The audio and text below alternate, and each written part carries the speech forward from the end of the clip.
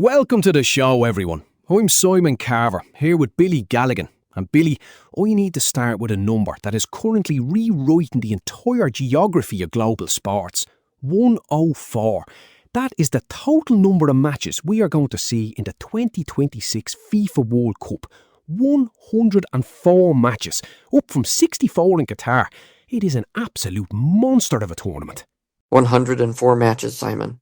God give me strength. My couch isn't going to survive it. It's like trying to navigate a double-decker bus through the narrowest streets of Dublin during rush hour, except the bus is now 3 times longer and spans 3 different countries. We're talking the US, Canada, and Mexico. The sheer logistics of moving 48 teams across 4 different time zones is enough to give any transit coordinator a mild stroke.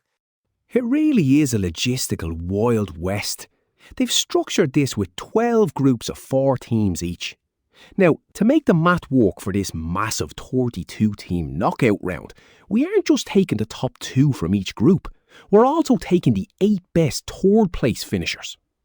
Ah, the best third-place rule. That's where the real chaos lives, Simon. It means you could have a team drawing twice, losing once, playing some of the most dreadful defensive football imaginable, and suddenly they're creeping into the round of 32 on goal difference. It's a bit like getting a C- on your exams but still getting invited to the graduation party because you brought a nice plate of sandwiches. Exactly. But let's talk about the human element here. 48 teams means we are seeing countries that have never even sniffed a World Cup get their shot on the global stage. Does this expansion actually dilute the pristine quality of the tournament? Or is it finally given the beautiful game the global democracy it deserves?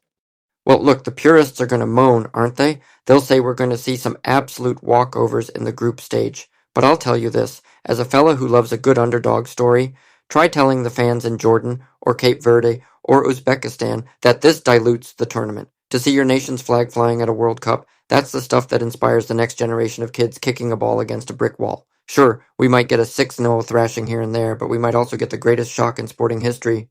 I say let them in, the more the merrier. I love that perspective. The romance of the tournament is what makes us fall in love with it in the first place. But the physical toll is real.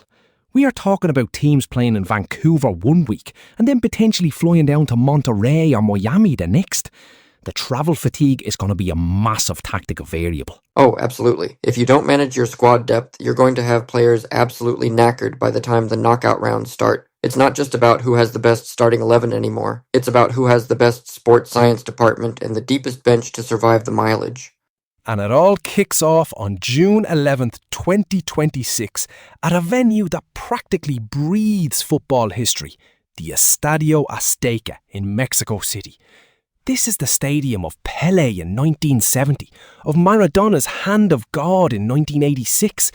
Mexico City is going to be absolutely electric.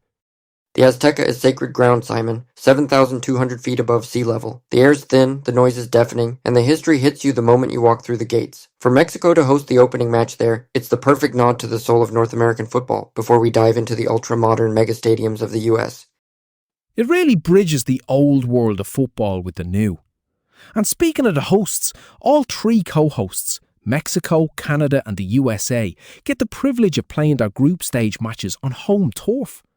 Imagine the pressure on Canada playing in Toronto and Vancouver, or the US men's national team trying to capture the American public's imagination in Los Angeles and Seattle.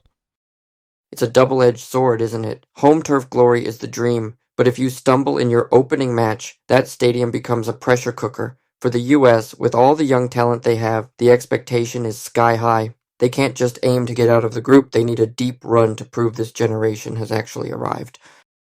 They really do.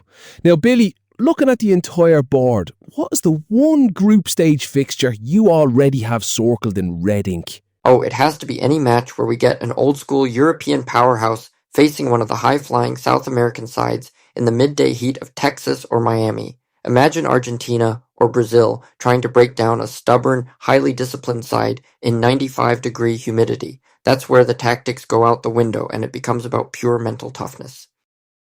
The humidity of the American South is going to be a massive equaliser, no doubt about it.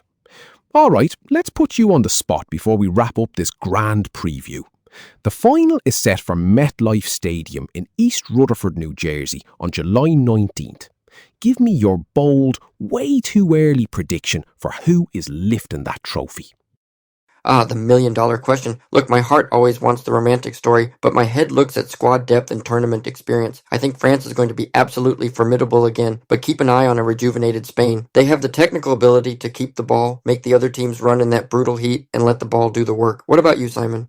I'm going out on a limb and saying we see a South American triumph in New Jersey. The sheer volume of fans travelling north is going to make every stadium in the US feel like a home match for Argentina or Brazil. The energy is going to be unmatched. Well, whoever makes it to New Jersey, it's going to be a wild, beautiful, chaotic journey. And the best part? This is just the warm-up lap. We are dropping new episodes every 4 days throughout the entire tournament, so you won't miss a single twist of the wheel.